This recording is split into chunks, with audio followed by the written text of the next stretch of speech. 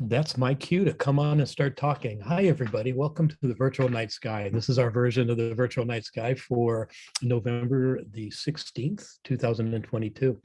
I can't believe it's finally gotten cold, right? The seasons did change after all. And we're way past halfway through our semesters. So we sort of time everything about how busy things get towards the middle and towards the end of semester. Looking forward to Thanksgiving next week. I hope you are too. And then right after that, we kind of have the final week of classes and then finals, and then off we go. So it's been a really busy week for us at the School of Earth and Space Exploration. And we're going to tell you a little bit about it. In the background, you see sort of my version of the lunar eclipse that happened last week, since last time we saw you. And there was also a really giant rocket launch. I hope you saw it last night, really, really late at night and on into the wee hours of the morning was the Artemis 1 mission. We're going to talk about that quite a little bit because ASU has some special places in that mission. And then tonight I'm going to spend a lot of time talking about the first half of the program. We're going to talk about some of my favorite story about 6 constellations in the eastern part of the sky. And they're just up and big and beautiful this time of year. And it's a really, really great time to visit those constellations in that place. Let me do some bigger introductions. And so I am Rick Elling, and I am a community outreach manager for the School of Earth and Space Exploration at ASU. And we've been doing this virtual night sky now for a little bit over 2 years, maybe 2.5 years. And we're kind of bringing it to you every other Wednesday. So we'll see you one more time in November and then another time in mid-December. And the crew that puts this together, it's not just me. There's a lot of people in the background. My colleague, Meg Hufford, and I have worked together for over 12 years. And she is always kind of helping to put this together and help organize and help communicate and help find people to visit with us. Kim Baptiste is our web manager. She's the one that communicates with you and gets all this technical stuff set up. And she happens to be in Florida right now. You'll hear a lot more about that later, but she is joining us for the show. She just is joining from Florida because of the special event this week. We also have 2 students, Alex Blanche and Armand Dalla. And Alex has been with us since the beginning. Armand started about 7 or 8 months ago. And they're going to kind of participate with me in the evening sky portion of the program. So we've got lots to talk about. Just some technical things. You hear me say this every week, but we do like to have you engage with us. We want you to use the question and answer button on your screen. If you have a comment or a question, if something comes up along the way, if you sort of don't want to bring it to our attention, please feel free to do that. Armand and Alex answer some of those questions in the background, but then often we'll sort of bring those questions to the full view and everybody can kind of hear what's going on. So that's really cool. We use closed captioning, and if you don't know this already, but from your experience with Zoom, you're kind of in charge of that on your own screen. So you can use it or watch it or not watch it if you want, so that you're kind of in control of your screen and how that works. So that's really kind of the start, a little bit of a winter night sky for the first half of the program. I'm going to talk about a new space launch and a little recap of the lunar eclipse. Is everybody ready to go? Are we ready for this? I'm going to kind of share with you a little device I have here, and you've seen it before. I've sort of have it right now set up. I'm going to turn it sideways. I think that's going to be better. You guys are going to be able to see better this way. I've kind of highlighted a star there. I'm going to get that one to that one in a second. So I'm just going to sort of show you here. And I've explained this a little bit. This is called Sky Safari Pro. It's just a little planetarium program. I do it on my iPad, but this isn't an excuse to not go look at the night sky. There's some really cool things going on out there, and this is really sort of a way for me to show off some of the things that are happening and some of the things that you should be looking for tonight and in the coming weeks. And that's how we do it. Everything above the green part is above the horizon. You can see Mars is just right at the horizon, rising as we speak. I'm going to show you a little bit, some more planets and everything. If I go up to a full view, you see this sort of at any given time, there's a whole bunch of stars and constellations and planets and things that are in your sky, everything above the horizon. Now, Of course, you and I live with the reality that we live in a big, huge city and there's lots of bright lights, and we might not have this particular view, and you can't dial in things and zoom things in the night sky. But I really, really sort of believe that that sort of being knowledgeable about some of these constellations and some of the background stories, where they came from, watch for them every year. I think that's a valuable part of my life, and I think other people like that too. I'm going to just turn off the planets in a minute because they're going to be in the way of my story, but I have them on right now because you can see there's a whole bunch going on in the eastern part of the sky. We've been watching Jupiter, big, bright, huge Jupiter. It's definitely the brightest thing you're going to see east and towards the southeast. It's very bright because it's very big, and we're sort of we passed by it. We had our conjunction about 2.5 months ago, so we're still as close to it as we sort of get. Right, we're moving away now. We're sort of distance ourselves, but that's pretty cool. And then in line, you can see all the way up in the upper corner there is Pluto, Saturn, Neptune, Jupiter, Uranus, and Mars. That's a lot of planets in one line, and you can see that they do form a line, and we call that the line of the ecliptic. If you want to sort of think about it, big space and all that stuff, what you're looking at is the plane of our solar system. Basically, just that's that line. That's our solar system plane. We're on it, and we see things from being on the plane of the solar system, and all the planets travel on the plane of the solar system. So that's where we're going to see them. They can never be in other places. They have to be on that line. In the background behind there, you see a bunch of little stick figures, and I'm going to turn off the planets just so they're not in our way here. Hang on one second. The planets off. Thank you. Done. And I'm going to just sort of do a little sort of sketching on here for us. Let me get into the right position, because we're going to talk about 6 constellations in this particular part of the sky. So this is east, as we sort of already talked about, and everything you see here is above the horizon. And I'm going to start up in this corner. We're going to talk about that guy. The constellation is called Cephus. Maybe you recognize. Tonight we're going to talk about Cassiopeia. Right here in this part of the sky is a constellation called Andromeda. Next to Andromeda, sort of sharing a star with Andromeda, if this sort of looks like the front end of a horse, it is. That's called Pegasus. And this constellation right down here, we've talked about it actually recently, because this is Cetus. It's the sea monster. And you remember some past weeks, we were talking about the sort of watery part of the sky, kind of over in this particular part of the sky over here.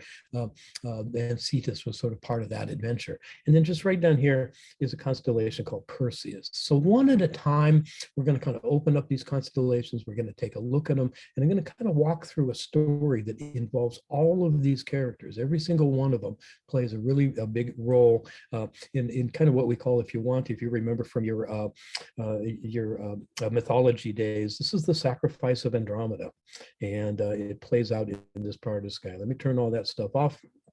I'm going to redirect my attention over here. And I'm going to start with essentially the first, let me sort of do this. Let me do this a little bit differently. I'm going to kind of come over this way and do that again. The first 3 constellations, I'm just going to kind of introduce again. And then we will sort of dig a little deeper and talk about them. So right here is a constellation called Cephus. Cephus is the king of Ethiopia. And it's not the Ethiopia we know today. It's an Ethiopia of ancient days, not in the same place, but it was a coastal nation. It was a kingdom that was on a coast, and it had a rocky coast and a big, huge sort of like rocky beach and a cliff around the beach. And that's where that particular was. And you can see that there's a handful of stars over here that start to make up sort of looks like, if you want, kind of looks like a little upside down house. And Cephus is actually sort of a king, and if you want, sort of he's represented standing in this particular way. Here's his shoulders and his arm, and we'll put his head right here in a little crown right here. King of Ethiopia. Before I get off of Cephus, though, I'm going to invite Alex to come to the screen just for a moment, and I wanted to kind of point out something very, very important in this particular constellation. Delete screenshot. Right. Let me see, oops, sorry. Right here, this particular star right here is called Delta Cephei. And I'm going to kind of like give up the microphone for Alex, and he's going to explain to us what Delta Cephei is and why it's such an important star in our constellation.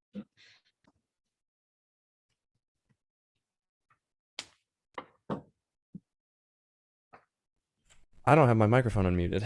I was just talking and I forgot about it. Oh, Thank sorry. you, Rick. So yeah, That's so all hopefully you right. can see my slides. Yeah, so Delta Cephei as a star, but it's very important to us because it helps us know distance in astronomy. There are a lot of different ways to know distance in astronomy. We have nearby objects that can be determined by parallax movement, just like kind of we determine movement with our eyes.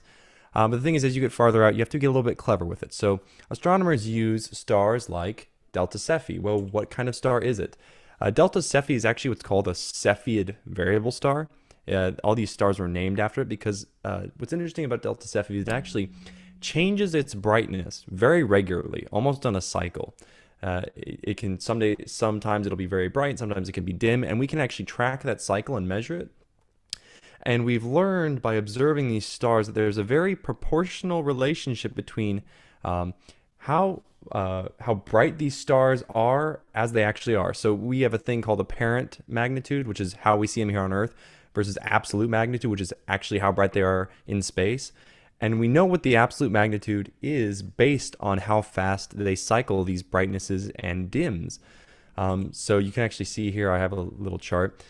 So as you can see, the slower these cycles are, the brighter these Cepheid variable stars are. So for something like Delta Cephei, it's only about 3 to 4 magnitudes. It's got a period of just a few days. So it's very, very short. But this is how we start to measure distances. We look for these stars, we recognize them as variable stars, we measure how fast they're cycling between that really bright and really dim part of their life, and then we can correlate that to what we've seen in other stars, and then we can basically figure out here's what they actually look like, here's their actual brightness, and then using that we can then determine how far away they are, because things a lot further away, their light dims in a very predictable relationship as it gets here to Earth. So we know how bright they are out in space, we know how bright they are here on Earth, and then we can measure the distance between them. So we use stars like Delta Cephei for that. And that is really one of the things that we use for a lot of things in our local galaxy, other stars nearby. So it's something that was only recently discovered in the past few decades, but it's something that's been very, very useful. And we'll talk about other Delta or Cepheid stars later, but Delta Cephei is the original one. Excellent. Thank you. Thank you, Alex. Let me take us back to our star chart now, and I'm going to kind of just introduce the next one. So everybody sort of knows this W in the sky, right? We've sort of seen this, and most people know it as Cassiopeia. So she is the queen of Ethiopia. So the king and queen, there they are, standing in front of you. Let me just sort of like draw this a little bit, because a lot of people sort of see a chair like a throne here. So if this is the back of the chair, right here, and its arm comes out like this, and then here's a leg, and here's a leg. You sort of like get that part. And really, what people see is sort of the queen is she's actually sort of upside down compared to her husband Cephas, but she's sort of like sitting here. It sort of looks like this as she's sitting in the chair. She's kind of upside down in space. So some people call it the queen's throne. Some people call it the queen's chair. Cassiopeia, there she is. She's the queen of Ethiopia, and they're the sort of the story starts with them because they get into this discussion about their daughter. I'm going to introduce the daughter in a moment, but before that, I've got just another star I would like to show you here for you guys to take a look at. This one right here is called Eta Cassiopeia. And I've invited Armand to sort of like look it up and find out what's kind of important about this particular star, why we're talking about it tonight.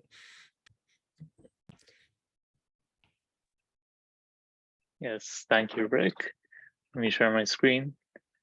And yeah, so what's really cool about Eta Cassiopeia? Whenever we look up at the night sky, we see lots of stars, obviously, but especially if you're in a city, we're mainly seeing the brightest stars in the night sky. And most of the stars are much, much brighter than our sun. But this one star, Eta Cassiopeia, is actually very, very similar to our sun itself. It's a very little bit lighter than our sun. It's about 0.9 solar masses, and it's a little bit bigger than our sun as well. And it's a little hotter and brighter, but it's one of the closest stars we've observed, closest in terms of characteristics to our own sun. And so when you look at this star, if you can look at the star in the night sky, you're pretty much seeing one of the most identical stars to our own sun in the night sky. And obviously, you can see there's not just one star here. Eta Cassiopeia is a binary star system. And these two stars, even though they look right next to each other, they're actually separated by about 71 astronomical units. Now, Alex was talking about distance earlier, and an astronomical unit is the average distance between the Earth and the Sun. We use stuff like astronomical units and light years to gauge distance when talking about things in space because they're incredibly, incredibly far away. And so these two stars itself are separated by 71 times the distance between us here on Earth and the Sun. And the distance from us to this star Eta Cassiopeia is 19.4 light years. And a light year is the amount of, or the distance that light travels in 1 year. So whenever we're looking at the star, we're seeing the light coming from it as it was coming 19 years ago. So whenever you look at the star, think of looking back at the sun 20 years in the past. Star that you can look at in the night sky that is just the same size and brightness as or similar, right? Very similar to our sun. It kind of is to me, it's always been a little humbling, right? If all the stars in the sky that you get to see, there's like, we know the sun is a star, but I think a lot of people don't know that our sun is really kind of average and kind of not very big and not very bright. And 20 light years is not that far away. So, and then I like to think of people there, right? Maybe there aren't people there, but what if there were? If there were people at that star looking back at us, having this same conversation about our sun, say that sun that looks just like our sun. So anyway, well, thank you very much. Thanks, Armand. Of course. Armand's going to be back in a little bit. I want to kind of just go back to my screen here real quick. And so I've identified these two. Delta Cephei is part of the king. Eta Cassiopeia is part of the queen. And let me just sort of show you the next one over here. Andromeda is the daughter. And so king, queen, daughter is Andromeda. And she's actually sort of just right here. Her head is going to be up in this particular location. Sort of this is a star called Alpheratz. And her legs are going to kind of come down this way, but she's wearing a big skirt, right? Because she is. And so here's her feet kind of down over here. And then her arms are sort of like stretched out, and it's kind of part of the story, right? You're going to sort of see that she's sort of like tied up to some rocks over here. And that's sort of part of the Andromeda story. So what happened is the king and queen were talking one day, and they started talking about their daughter, and they started boasting about how beautiful she was, right? And Cassiopeia would say something like Cephas, isn't our daughter the most beautiful thing in the world? And he would say, oh, of course she is. Absolutely. She's absolutely drop dead gorgeous. She's really beautiful. And then she would go on. So Cassiopeia would say, yeah, isn't she even more beautiful than the nymphs of the sea that attend to the great god Neptune? And Cephei said, yeah, she is. She's actually even more beautiful than the nymphs in the sea. And that was actually sort of the point of no return. That was a place where you don't cross. That was not a really good thing to say, because you're not supposed to be boastful. I'm going to kind of take away my character here a little bit. You're not supposed to be boastful. That's not one of the things you're supposed to do. Especially you don't compare yourselves as mortals to the gods and the people that attend to the gods and the nymphs and all of that kind of stuff. So Neptune got very, very, very angry. He said, this is really, I'm going to have to do something. And so he basically sort of just, he went to Cephas and Cassiopeia and he said, I'm going to just rile up a storm and take away your country. And, or I'm going to give you a second choice. You can choose between that. I'm going to destroy your country by storm and sea and typhoon, or you can sacrifice your daughter to a sea monster. And so they thought about it for just a little bit, and then they came to the logical conclusion that they're going to sacrifice the daughter. So let me just sort of like point out here again, there she is sort of like tied to the rocks. Here's her sort of like body is right here. Here's her legs coming down. And you can sort of see that the way this is sort of depicted here, following these stars out here, she really is sort of was taken down to the coast right there and kind of tied, you know, kind of wide open to these rocks. And everybody in the community is starting to gather around and see what's going on. But before I sort of like get to the next part of the story, I want to do just a little bit more science here. I'm going to ask Alex to come back, but I wanted to kind of point something out to you. If you actually sort of like can find this, and in a dark sky away from the city, there's something really, really exciting happening in Andromeda. You might have heard of this thing called the Andromeda Galaxy, right? Maybe you've heard of that. And so I always find it by starting at Andromeda's head, and then I kind of count down 2 stars in this direction. And then I kind of count up 2 stars in this direction. And just right here in the sky is a little fuzzy patch. It's hard to focus on. It's hard to actually sort of like see any definition, but you can see it with the unaided eye. You have to be away from the city lights. You got to go camping. You got to get out of the city, but you can actually see this little fuzzy patch. That patch is the great Andromeda Galaxy. And I'm going to ask Alex to come on and kind of explain why that's significant, what the galaxy is all about. Thanks again, Rick. So Andromeda is the closest galaxy to us here in the Milky Way. So it's our sister galaxy, as we like to call it. It's also known as M31 if you're going off the Messier catalog. But this is what it looks like. It has about 1 trillion stars in it, very similar to the Milky Way. It used to be thought of as really, really big compared to the Milky Way, but now it's only just a little bit bigger. So the Milky Way is about 90,000 light years across. Andromeda is about 150,000 light years across, so a little bit bigger. It's about 2.5 million light years away. So Armand was talking in singular light years around our galaxy. Andromeda is really, really far away. So hate to break it to the sci-fi fans, but travel to another galaxy might be a little bit harder. It's pretty far out there. The really interesting thing about Andromeda, not just how close it is and how beautiful it is and how you can see it in the sky, but it's doing something that not many galaxies are doing in the universe. It's coming towards us. Almost every single galaxy in our universe is moving away as the universe expands, but Andromeda is actually being pulled towards us. We're in a gravitational pull with Andromeda.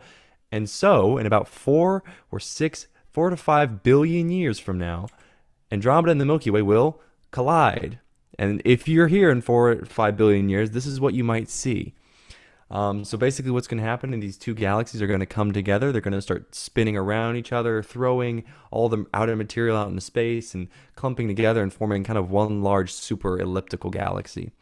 You don't have to worry about this because most likely by the time this happens, the sun will have gotten so large and hot in its red giant phase that all life on Earth will be burned away. But maybe we'll be at a point somewhere else in the galaxy where we can watch this nice, pretty thing unfold in the sky.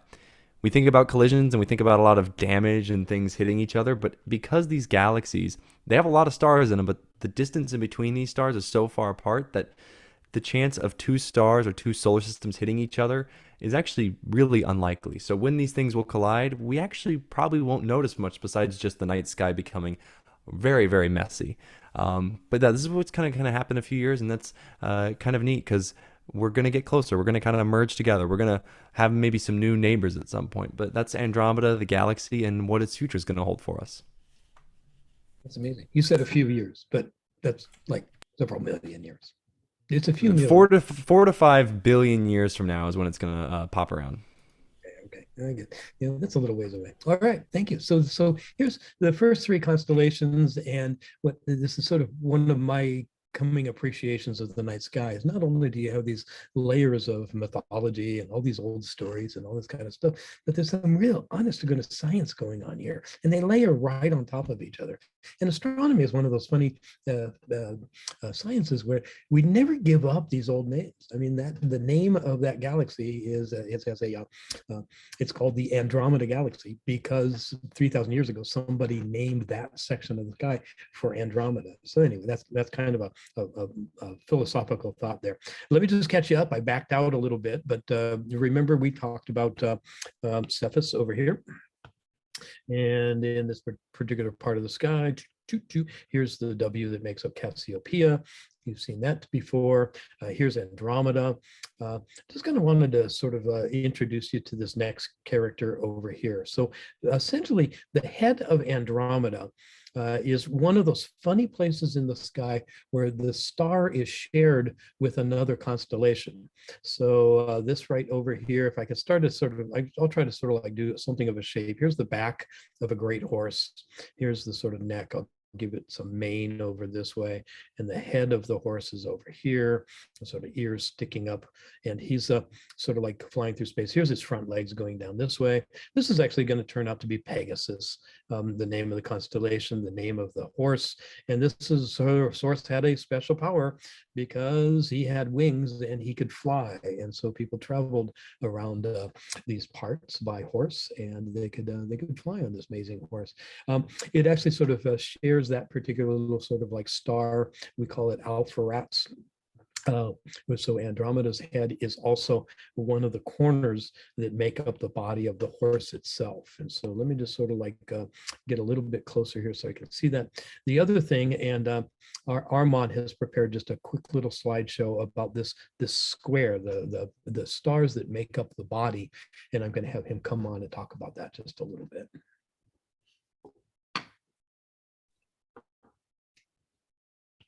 Thank you, Rick. Let me share my screen again. And yeah, let's talk about the Great Square of Pegasus. So the Great Square of Pegasus is what we call an asterism. And how is that different from a constellation? Well, there are 88 official constellations. And obviously a constellation is a pattern of stars in the night sky, but there are 88 official ones. And all these are very old, dating back to antiquity. And these are pretty much patterns of stars that are set in place in the night sky. They're official, they're cataloged. Each constellation has like a whole specific area taken out of the night sky for it. But asterisms are the same thing, just patterns in stars. But these are newer patterns that we see today. And so these asterisms can be part of a constellation. They can be parts of different constellations merged together. But the Great Square of Pegasus is an asterism, not a constellation. An asterism, part of the bigger constellation of Pegasus. And asterisms are also used to identify other places in the night sky because they're very noticeable and recognizable to us. So if you guys have ever heard of the Big Dipper, a pretty famous asterism, it's not a constellation, but an asterism within the greater constellation of Ursa Major. And one of the cool things about the Great Square of Pegasus is that obviously the four stars that make up the square are very bright. And so everything inside the square seems really faint. But obviously no part of the night sky is faint without any stars. If you just need a good enough telescope. And so many astronomers actually look into the Great Square of Pegasus with their instruments to see how many stars they can see and gauge how good of a dark sky they have, how good a platform to view the stars they have. And so if you can see anywhere between 5 to 13, you're considered in a really good dark night sky. If you're in the city, you might not be able to see any of them, but if you're out, you may be able to see up to 13. And I think there are officially up to 35 stars in the Great Square of Pegasus. So if you're really far away in a rural area, you might be able to see up to 35 stars in this asterism. Excellent. Thank you. Thank you. And I've used this before. So I just, as you probably can tell, I love to go out and just look at the night sky. And really I have a couple of secret places that I look where I can kind of, if I can identify a couple of stars that are very, very dim, sometimes you can see them, sometimes you can't. That's going to depend on the light, the clouds, if you're sort of out there in the darkness enough. And it gives you a really good sense of how great your seeing is. The other thing I'd say about the square is mariners used to use this because it's directly in the east. So some people call it, it sort of happens, comes up in literature as the mariner's square, like a sailor's square, something that they target and they can find in the night sky too. Anyway, thanks, Arlen. That's really great. Let me introduce another character. So we've talked a little bit about the king, the queen. We've talked about Andromeda. We talked about Pegasus, who's going to play a role here. The next one I wanted to show you is this really giant sort of fishy thing over here. So this, you can sort of see this monster fish tail over this way, big, huge body over here, then a major sort of head of the fish over here in this particular thing, and a gigantic gaping open mouth with really, really sharp teeth. This is sort of what we call cetus. Some people call it a kraken, some people call it a whale, some people call it a sea monster, or whatever. This is a fearful, fearful creature. This is not something you want to sort of like run into at sea. And so cetus actually sort of, you remember I was talking about before, the whole part of the sky over here. This is our southern fishes. This is Aquarius. Pisces is right here and here. The fishes of Pisces. This whole part of the sky is basically waterbound. And when I was talking about Ethiopia, this land, this particular country, this particular place where this whole drama plays out, it's kind of right at that edge of land and sea. Andromeda is placed at that particular place. She's tied to the rocks, and everybody's sort of anxiously awaiting this sea monster to come up and attack her. But before they go there, I have just another little science break here for you. So I'm going to ask Alex to come back. And since Alex is sort of in charge of variable stars tonight, he's going to point out a star. It is actually just sort of right here in the constellation. It's not very bright, but it has some sort of, it turned out to be a very, very important star, and its name is Mira. Alex, can you tell us about Mira? Okay, so Mira has another name, in case you didn't know. Mira is called Omicron Ceti.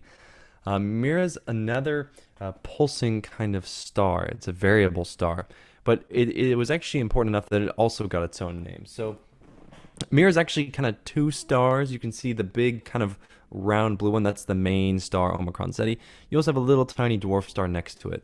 But Mira is a red giant star, very big. It's about 300 light years away. It's estimated to be about 6 billion years old, so it's kind of a grandfather star. But it's got a lot of good information, and it is also a pulsing star. It pulses a lot slower, though. Here's another image. You can see that bottom half is the visible wavelength, and the top half is UV. But this one only pulses for each pulse lasts about 10 years, and there's something like 10,000 years in between each pulse. So it's much, much slower. And so because there are other stars like Mira, Mira variable stars are another classification of stars. They're very large, old red stars that pulse very, very slowly. And this is another classification of stars that we use to help measure distance because, again, just like the Cepheid variable stars, we can know the characteristics and what these stars act like, and then we can predict how bright they are in space and how far away they are. But yeah, Mira is very important just because it kind of founded its own classification of stars just because of how large and how slow and how big it is. And very, very red, too. Excellent. All right, I'm going to go back to my screen here and set up the sort of the major characters we're looking at now. And so this is what's happening. I'm going to kind of have to set up the story. So here is Andromeda. She's tied to the rocks. Everybody in the kingdom is standing on the cliffs, and they're just watching anxiously to see what's going to happen. Everybody knows that this is sort of this amazing sacrifice, and the king and queen have sacrificed their daughter. And here comes the sea monster. It just sort of like starts coming out. They can start to see it a little bit across the waves, and everybody's kind of yelling and screaming and cheering and crying and all of this stuff. There will be a whole bunch of commotion, and the sea monster gets closer, closer, and closer, and you can start to see its teeth. You can start to see stuff kind of like coming out of its mouth and all of that kind of stuff as it gets a little closer. And just before it actually sort of starts to kind of just take a bite out of Andromeda, something absolutely amazing happens. And you're going to have to wait to find out what. because we're going to take a little break right now, and we're going to kind of do a little poll, answer some questions, and then in about 5 minutes, I'm going to come back to tell you the amazing end of the story of the sacrifice of Andromeda. Thank you, guys. Was that a dirty trick? Should I not have done it that way? I think you might have tricked some people. You just have to hang on. You'll find out. I'm sort of change my view here too. So did we have any questions along the way there? We have a lot of great questions. And you can poll along the way. I think we have a couple poll questions for people. Yeah, so first I'm going to do the poll questions. So this is kind of a little bit of a hint on what we're talking about next. So I'm going to launch the poll. First question, did you watch the Artemis 1 launch? And a little bit earlier, did you watch the lunar eclipse? I know a lot of people were talking about this. So go ahead and answer those while we answer some live questions. The first one, Martin asked, do pulsing stars cause movement in space? Oh, interesting. That's a really good question, because I would think it generally in their particular, in the field of their gravity, that's going to have an impact. And one of the ways that a star dies, I'll just give you an example, is we think our sun is not big enough to supernova. It's not going to collapse into this big, huge cataclysm thing. Our sun, as ordinary as it is going to die by actually sort of like essentially losing all of its hydrogen, and then it will sort of shrink because it won't be able to hold its energy out a little bit. And as it shrinks, it's going to trigger kind of another fusion reaction, turning helium into heavier elements. And as it does that, it sort of like does this funny thing where it sort of shrinks, kind of gets within itself, off gases some of its outer shell, and then pulses back out again. It starts re-energizing and then dies again, and then sort of comes back to life again. Anyway, so there's this sort of like this thing. Of course, if you're in the realm of that area, that's going to be enough to do it. But stars aren't gravitationally big enough, kind of related to like supernovas or black holes, or those big gigantic anomalies in space that have much more impact over a much greater range of space. These pulses are going to be local, and they're going to affect the things around it, I think. Good. Yeah, exactly. And I want to add on not some variable stars do that same thing where you have changes in size and energy that are doing that. But also some variable stars just stay the same size. They just have differences in their luminosity that changes. Whatever mechanism, that's still being studied. But those don't affect space as much because it's just basically changing how bright they get. Another question from Bella. What is the chance of the two galaxies colliding, Andromeda and the Milky Way, before the sun explodes? Oh, is it that, what's the timing again? So if I remember correctly, it's 4 to 5 billion years before the collision, and that's just about when the sun's going to enter its red giant phase, which is when it'll expand and grow and get a lot darker red. But that's still many billion years from actually it doing that kind of explosive because the sun won't explode, but shedding its layers and going into a nebula and dying. Really good question, because I've never really thought about that relationship before. Yes, but I think right. Yes, the sun will definitely be around when this happens. Yeah, the only thing we want to watch out for is if we're here on Earth, the sun's going to get big enough that it might engulf Earth during that. So we don't want to stick around for that. Yeah, I'm gonna find another location by then. So good point. So any other questions? Can you give us the results of that poll? Yeah, so real quick. It's like 50-50. Look at that. It's split. Yeah. So showing those results, we had. It sort of looks like the election. I mean, yeah. I'm going to demand a recount. So majority did not watch Artemis 1, but a lot of people actually, almost the same amount, watched the lunar eclipse as didn't. Just one more person didn't watch it. I must admit, I actually didn't watch either of those. I feel kind of bad. I know that about you, Alex. I know that happens. So yeah. Okay. That's good. All right. Should we get back to our story? I think we're going to hand it back to you. Yeah. I think everybody's anxious to know how this thing turns out. So I'm going to kind of I'll just show you. And kind of just back to the sky again, just to kind of give you that sort of, here's Andromeda again. There she is, sort of stuck to her rocks. And here's the big sea monster again, sort of, oops, I can't draw it very fast. Sort of down in here, big, huge tail up that way. And just at the last moment, Perseus, the hero of our story, is flying by, and he's actually on his way home from an event of his own, an adventure of his own. And so Perseus was actually charged with going and finding Medusa and killing her by slicing off her head. And the idea was he would do that and bring the head home. But remember, Medusa had this special power, right? So she was sort of like so ugly. She's the one with snakes coming out of her hair. She was so ugly that if you took one look at her, you would turn to stone. And the very, very smart Perseus sort of knew all this. And at the advice of Athena, who sent him off on this journey, she sent him off with this very, very shiny shield. So he's got his shield, he's on his way, but they polish it, polish it, polish it, so it's almost mirror-like. And when he gets to the place where he's finding the Gorgon sisters and Medusa, and he knows what to do, so he basically uses his shield to look at Medusa in the reflection, and then take his sword and then slice off her head, and that becomes sort of the end of the game. And that's how he sort of avoided turning to stone himself. He took the head, put it into a pouch, and he's on his way home. He just happens to be coming across this amazing adventure. Let me show you where Perseus is in the sky. And I'm really lousy at drawing Perseus here, but he is kind of over here, and he's got one arm sticking out this way.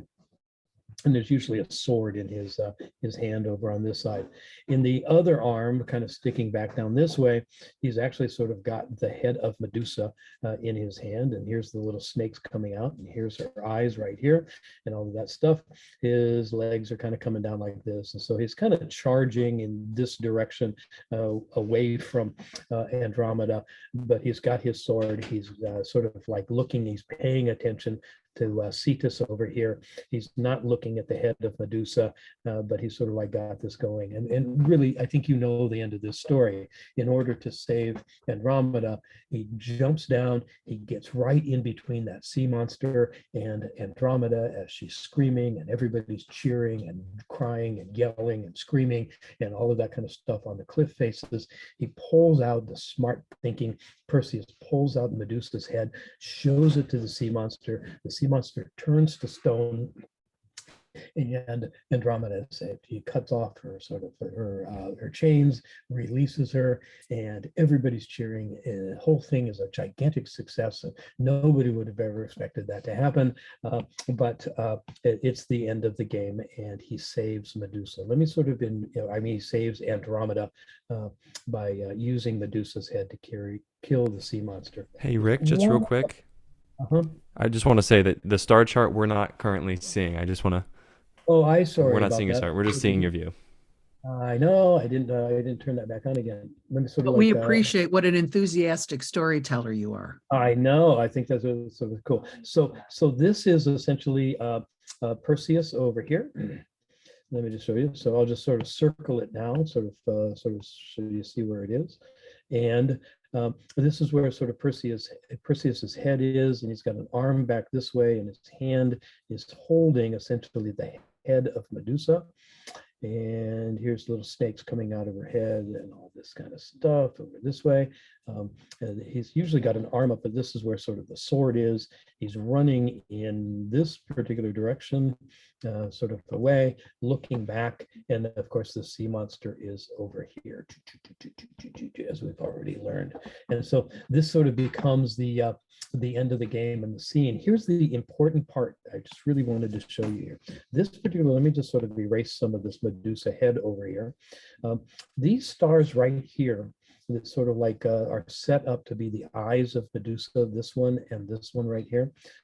This one actually is very, very special. It's a star called Algol.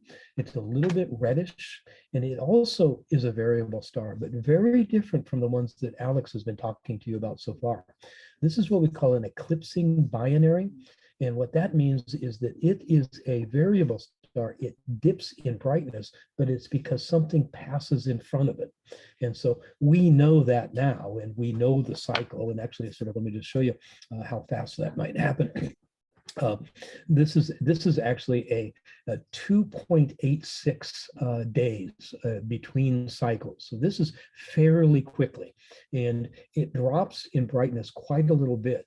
And so ancient people could see this. They knew this. They knew the variability of this particular star. And that's really kind of hard to think about, because in 2.86 days, the cycle itself appears in the same time of the night about every 20 days. So you'd have to sort of be able to, in knowing, you'd have to be able to watch for that. The point is that they associated this sort of this funny star with this funny science, with this sort of like orbiting star that gets in the way, sort of like interrupts the brightness and does the eclipse part of this. And they would have had to know that that was going to happen.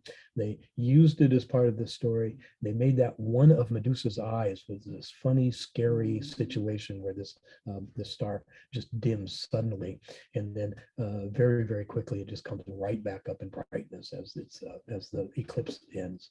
So that's kind of the end of this story. It's 6 constellations in the night sky. It's up this time of year. You can go out and find some of these on your own. And you can also read about this in stories if you want to Google the sacrifice of Andromeda. It was also a famous Hollywood movie kind of more recently called The Clash of the Titans.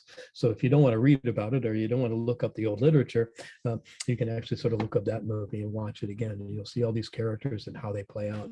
I just love the way that the story plays there. It gives us the palette we look at, but within that palette, we get to look a little deeper, and we get to see some science, and we get to see some stuff going on in there. So anyway, that's your story tonight. Thank you very much for your attention. We've got to jump to another subject. I know so not very many of you watched the launch, but the launch is actually something that we would have been anticipating and expecting. And we've got some images to show you. I want to show you some of the excitement about the Artemis 1 launch at our facility, and a lot of us are going to participate. So Meg has some slides for us. Kim was actually at the launch in Florida, so I'm going to ask her to come to the screen, and we've got some things to show you. And I also want to introduce somebody that's been on the show before. Nicole Gonzalez is from LROC, Lunar Reconnaissance Orbiter Camera, and she is also a lead member of the science investigating team that is on a project that launched on the Artemis rocket. So we've got a lot to talk about. I'm going to kind of switch gears and go to that part of the program. Thanks, guys.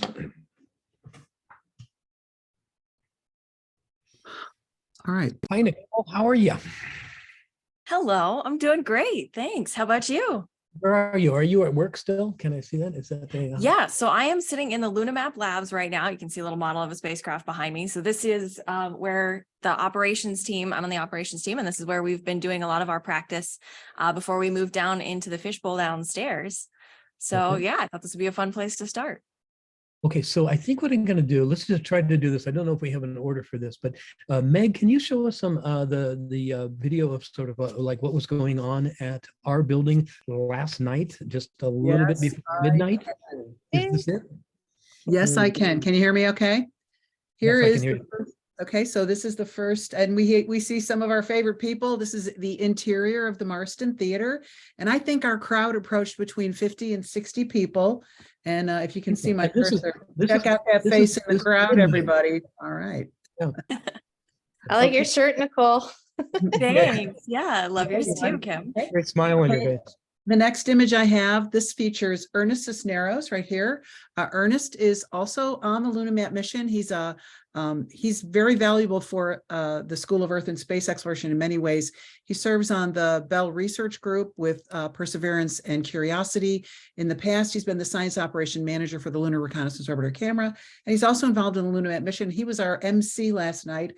Again, amazing people in the crowd. We love them all. Oh, the next image this is from my colleague Kim Baptista, who you're going to hear from shortly. And this is an image of Craig Hardgrove in the foreground, and above him, he is saying farewell to Artemis 1 and the Lunar Polar Hydrogen Mapper, or LunaMap. We're very excited about that. And then this isn't the last, but then shortly after the launch, this is mission operations at ISTB4, and they are firing up the monitors. And with that, I also wanted to share, Armand was kind enough to go downstairs and take a picture of what's happening in mission and operations as we were preparing to say hello to you this evening. So here in mission operations, it's a beehive of activity. This is where we monitor the newly launched LunaMap mission, and we also monitor 2 of the cameras on board both Curiosity and Perseverance. So it's a busy, busy beehive. And there's just one more shot to share, and it's this. Bear with me and thanks. So this is another view, and this shows the logo of the School of Earth and Space Exploration, and also the mission patches that are featured in our mission operations area. And what's showing on the big screen is the Deep Space Network, which is the system where all missions send and receive their data. And so it's a very, very busy place. We are delighted that Artemis 1 has launched. We're delighted that Kim Baptista is still awake with us tonight. It's been a very, very busy couple of days for her. And of course, Nicole, we're so delighted that you're here with us tonight. So I'm going to hand it back to you. Those are my photos, and thanks so much for letting me share. It was a great time last night, even though it was really late. So, but Kim, what was it like in Florida? It was lots of anxious moments when, they were checking for leaks, and then they had a bad Ethernet cable for the Oh yeah, there was some sort of downrange for the radar. range.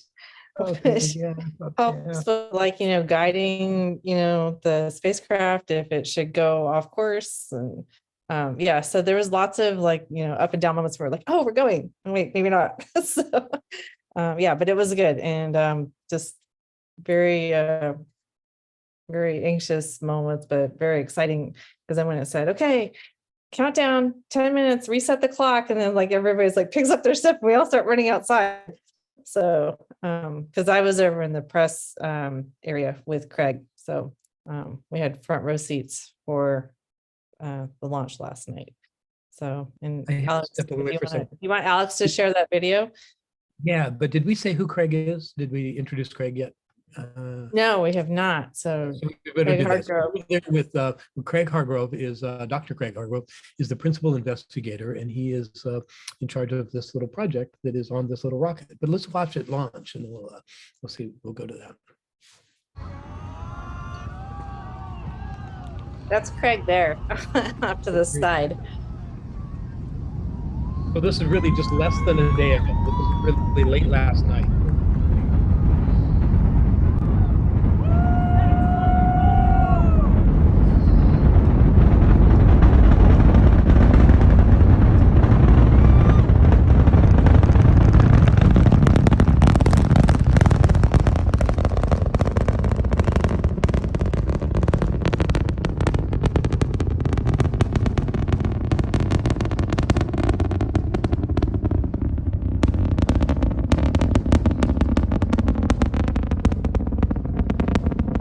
Yeah, but everybody talks about when they go to a launch like this about the sort of the pounding on the chest, or they feel that sort of like.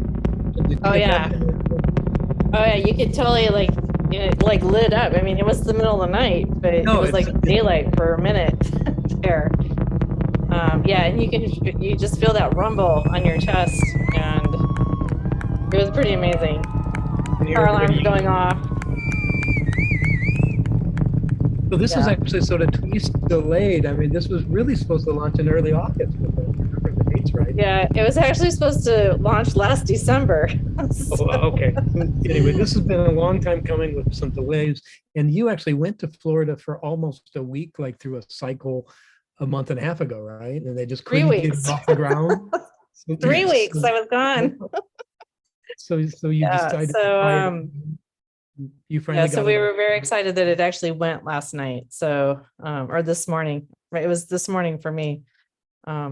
So Craig and I got back to the hotel, I don't know, about 4 a.m. And then we got up, I don't know. We started messaging each other at like 7:30, and then I went and got us coffee so that we could start the day, because interview requests were coming in and we were waiting for LunaMap to start, pinging back. And I think Nicole can probably say more about that, about all the science Well, part of it, that we were waiting for all those milestones to happen. And then I'm I wanna like get on to the phone with NASA people. And yeah, it's been a very busy day. And I've had about 3 hours of sleep. Nice. We'll let you get to sleep in a minute, but can we just launch that other poll real quick, Alex? Just so, and then Nicole, while we're sort of like watching this poll, we just want to have people kind of look at this. So why is the Artemis mission so important to ASU? That's kind of like what we're kind of thinking about here, Artemis 1. And so you guys can kind of like do this, sort of read through those and see if you sort of can see what might be important to us. You're doing this right. So Nicole, tell us about sort of your experience. So did you, after the launch, did you have to go to work, right? Did you stay all night? Oh, you didn't have to. I got lucky. I didn't have to. I know there were a few people who I passed this morning on my way in as they were on their way out, having, not slept at all last night, pulled an all-nighter because they were on the first shift. I got lucky. My first shift is on Friday. But there were people who, as soon as it launched, they were running out of the Marston Theater with us and running straight into the fishbowl on the other side to go start their shift. Okay, so this is the important part, because we have to relate now the Artemis 1 mission, which is this gigantic rocket that we just saw launching. And it is sort of the second, and people kind of got this, all of the above is the right answer we looked at. But Artemis 1, the middle answer, right? Artemis 1 carries a CubeSat built at and commanded by ASU. And so what's this CubeSat thing, and why is it on the craft, and what do we get to do with it? Yeah, so LunaMap is the H is silent. It's Luna H map, but the H is silent because we're looking for it. And H stands for hydrogen. So what we're doing is we are using neutrons, a neutron detector in orbit, to try and find where the hydrogen is on the surface of the moon, because neutrons really like to interact with hydrogen, and hydrogen really likes to be in the form of water. So we're going to see if we can figure out where the water is towards the south pole of the moon. It's going to take us a while to get there. We got about a 12-month journey ahead of us from launch now to actually getting to the orbit that we want. It'll take about a year. So in about this time next year, actually, we should be getting back our first real data.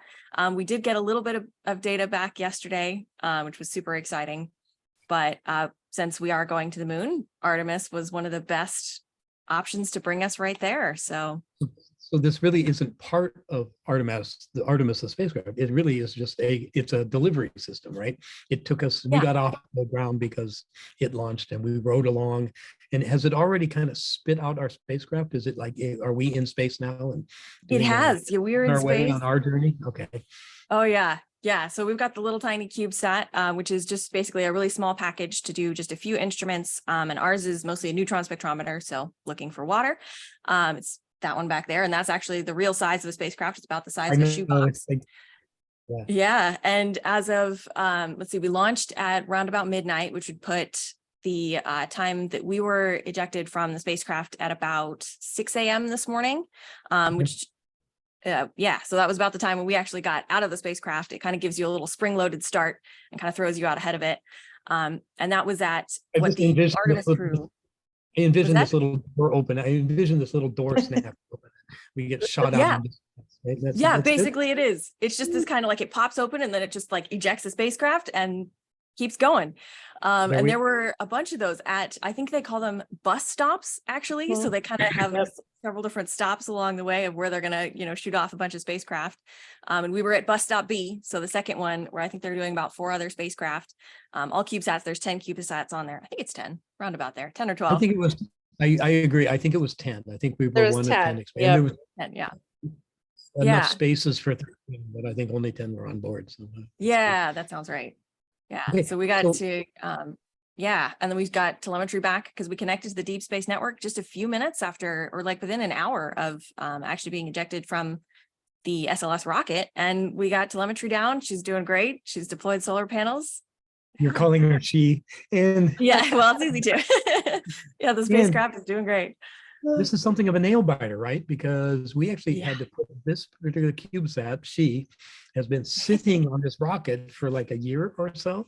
It's basically kind of waiting through all of these delays and all of that kind of stuff.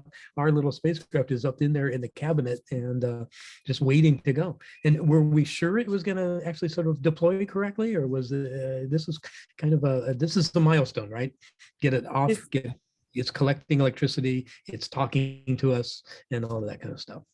Exactly. Yeah, this was one of the milestones. I mean, you never know for sure. And since it did sit there for a year, like Craig delivered this July 14th of 2021, so middle of the pandemic, you know, we've got these great photos of Craig with the mask on and the spacecraft like bolted into a seat of an aircraft next to him, because that's the easiest way to fly it. You just belt it in next to you.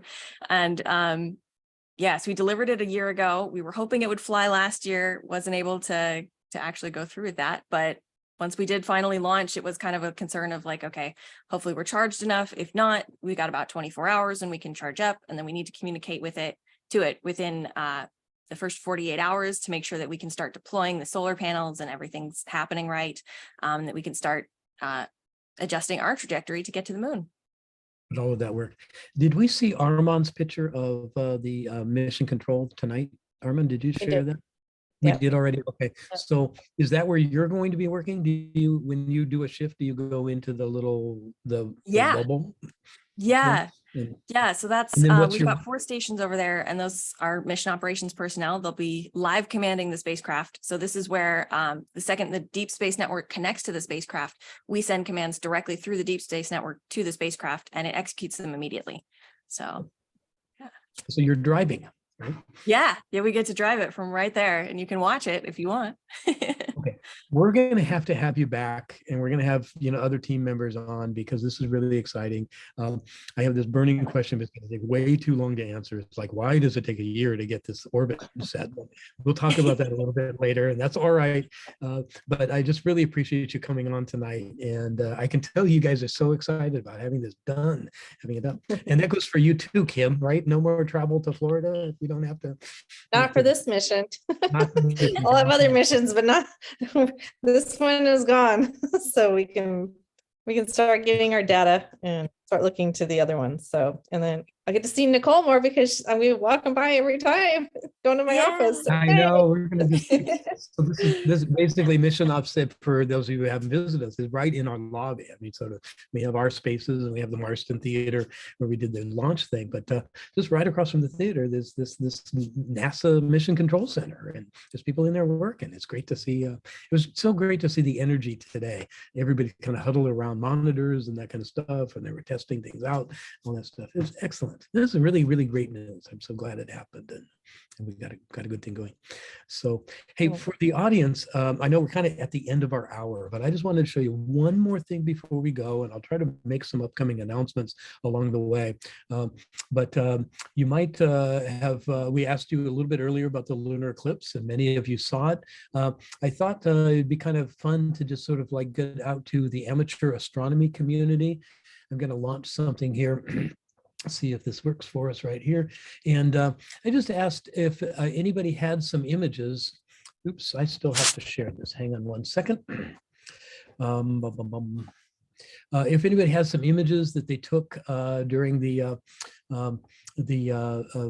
event, if they would sort of share it with us. And so let me just show you what people have come up with. This is actually from a gentleman named, sorry to have it written down over here. Like I say, I just sent a note out. So this is from Stuart Brackney, and I got 2 images from him because this really shows, this is the first one. And then another, oops, sorry about that. No, you're not sorry. I actually just lost my screen. Hang on a second. There it is. This is actually sort of when it was partial, and I'm just going to show you the next one. This is actually, sorry about that. I got it right here. This image is same guy, same location, But after the sun has kind of, as the moon moves more into shadow, it just turns a little bit more orange.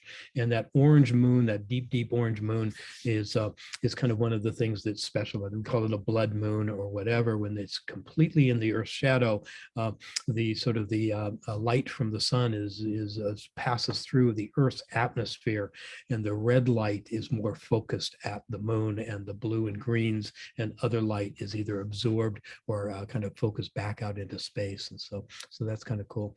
Rick, can you go full screen? Can you go full screen with that? You're still showing your first slide. Oh, am I? I'm sorry about that, guys. I'm It's sort of okay. It's a small matter. There it is. You just Is go this- full screen.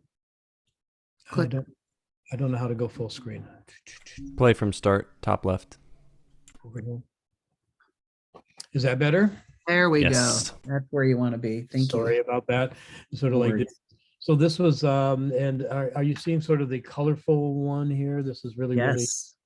So this one was actually taken by a young man. He's a student, an undergrad student that works in the with the James Webb mission, and Dr. Windhorst. And so we'll see more of him later. He was at the program last night. He was showing me on his cell phone this particular image that he took of this moon, and I thought, send that to me. I want to sort of see this. So this is Tejo Varash Arkarara, and he actually sort of like did this. Actually, if I know this right, I didn't ask too many details, but this was actually on his cell phone, I think, is what I saw. This particular shot is from somebody that's been on the show before, Kevin O'Donnell. We've had him on as an amateur astronomer, and he sort of has come to us over the years and kind of showed off some of his work. And I kind of knew from the outset that he'd probably have something cool going on. And so this is one of the first ones. This is when it's in total eclipse. You can still see that the moon was a little bit sort of to the side in the shadow. It is completely covered. It is completely within the cone of the shadow of the Earth, but you can see it's a little bit sort of paler or lighter on one side than the other. And then he actually sort of showed another feature here that I just gotta like, I just love. Isn't that wonderful? So this is from Kevin O'Donnell again, and this is some of the most amazing lunar eclipse shots that I've ever seen. Of course, this is a composite. He took it over time, so I didn't even count them. But what is there? There's about 13 or 14 lunar shots in there. He captured a beautiful night sky view. In fact, you can see the moon passing just over the Pleiades over there. Some of the times before totality, several of the shots through totality, and you can see as it's coming out of totality and becoming a full moon again, it's actually sort of descending down towards the horizon. And I just thought this is just what an amazing image. And he would have had to stay up for several hours to get this. And then I would imagine there are several hours of processing time to sort of like get this organized and get it just right on the screen. But it's really great. So a couple of announcements. Homecoming is this weekend. If you want to come visit us on the Tempe campus, homecoming, Meg can correct me, but I believe it's 9 to 11 in the morning. It's sort of in advance of the ASU football game. We set up a booth area outside of Old Main. So if you know the campus, we're sort of not in our building, but we're sort of out there, and we'll have representatives and people. You should come visit us.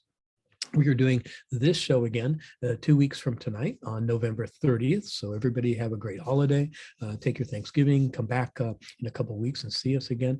And then there's another little special thing that happens every once in a while during the year, but ASU has a thing called Giving Tuesday. So you know the sort of the things that happen sort of around Thanksgiving. You got your Thanksgiving, and then you got your Black Friday, and you got this and that. But as part of that spirit, ASU takes very seriously opportunities for people to sort of like take an opportunity to kind of give a little bit to us and support some of the programs that we do at the at CC, at the School of Earth and Space Exploration. Funding actually goes for scholarships as well as other programs and other things that we sort of like do. So if you think about it and you want to, it happens to be the day before the next time we meet. So we'll meet on Wednesday. The Tuesday before that, on Tuesday the 29th, is Sun Devil Giving Tuesday. And so I'm going to thank everybody for sticking with us. I know we're running a little bit late tonight, but we had a lot to show you, and I appreciate it. Please come back. Please keep us in mind, and we'll see you in a couple of weeks. Thank you, everybody.